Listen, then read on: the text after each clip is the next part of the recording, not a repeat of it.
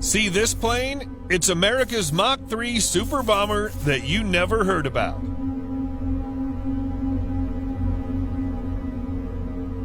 The North American XB-70 Valkyrie was the largest and fastest bomber ever built by the United States, but the massive 6-engine Mach 3 capable jet never entered production.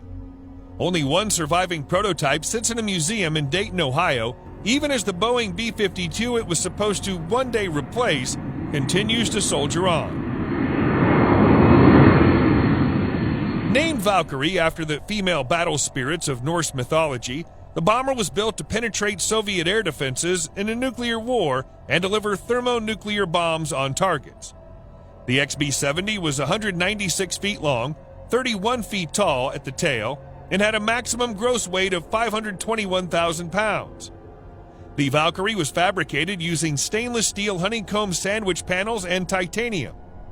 It was designed to make use of a phenomenon called compression lift, achieved when the shock wave generated by the airplane flying at supersonic speeds supports part of the airplane's weight. This unique characteristic reduced drag and was one of the secrets of the XB-70's performance. The idea behind the XB-70 originated in the 1950s, when it was assumed even greater speeds and altitudes would enable American bombers to survive against Soviet air defenses unmolested on their way to delivering their doomsday payloads. At the time, the only effective defense against bombers were fighters and anti-aircraft artillery. Even then, anti-aircraft guns were only marginally effective, and interceptors were increasingly challenged by ever-improving bomber performance. But the introduction of the first Soviet surface-to-air missiles in the late 1950s changed that picture dramatically. Suddenly, the XB-70 were much more vulnerable, and even its Mach 3 speeds could not guarantee its survival. To cope with the rising threat of Soviet missiles, the United States Air Force began to fly missions at a lower altitude where the enemy radar would have more trouble tracking its target. But at these lower altitudes, the XB-70 Valkyrie would be much less effective. So much, in fact, that it would not perform better than the B-52, the bomber it was meant to replace. Mission range and fuel economy would also suffer when flying lower. Another nail in the coffin for the XB-70 project was the development of ICBM missiles in the late 1950s.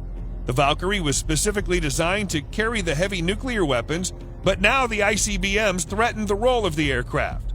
President Eisenhower was not a big believer in the Valkyrie project, as he saw no real need for the aircraft. His main points against it were the same as the above-mentioned ones. Rockets and missiles were a threat, and ICBMs were a cheaper, more effective way of doing the same thing, he said. He also pointed out that the aircraft, that was still in development, would be obsolete by the time it was ready for full-scale manufacturing. Technology would simply have caught up to the Valkyrie. The Eisenhower administration cut the project to a single prototype. Kennedy, however, endorsed the XB-70, and it actually became part of his election campaign to do so.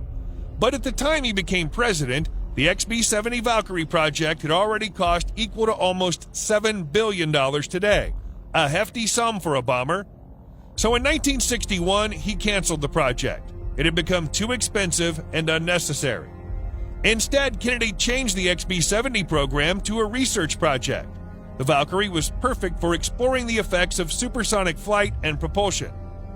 North American Aviation completed the first prototype, called AV-1, in May 1964 in Palmdale, California. A second prototype, the AV-2, quickly followed in October the same year. A third prototype was planned but got canceled. In September 1964, the first XB-70 embarked on its first flight. The Valkyrie first went supersonic when it reached Mach 1.1 on the third test flight on October 12, 1964. It first surpassed Mach 3 on October 14, 1965, where the AV-1 reached Mach 3.02 at 70,000 feet. The AV-2 followed its sister's footsteps and became the one to hold the record for the highest speed of the two prototype aircraft.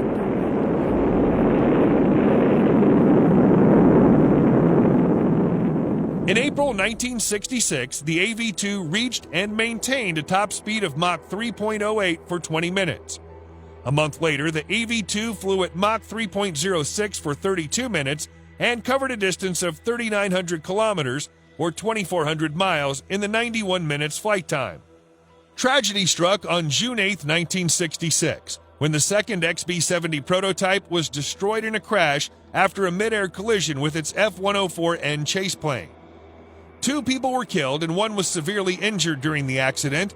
The loss of the second aircraft, which was much more capable than the first, was a huge setback. Testing, however, continued until February 4, 1969. Ultimately, the first XB-70 logged 83 flights totaling 160 hours and 16 minutes, while the second XB-70 logged 46 flights totaling 92 hours and 22 minutes according to NASA. The XB-70 Valkyrie last went supersonic in December 1968. In February the following year, the Valkyrie AV-1 took its final flight to the National Museum of the United States Air Force near Dayton, Ohio. It's still on display there. The XB-70 Valkyrie was indeed ahead of its time. Despite a turbulent life from development to retirement, the futuristic supersonic bomber amazes with its looks, performance, and history. It was a product of the Cold War, where experts thought that Mach 3 speeds and higher altitudes could protect a bomber carrying nuclear weapons. But development costs and advances in technology eventually made the XB-70 Valkyrie unnecessary.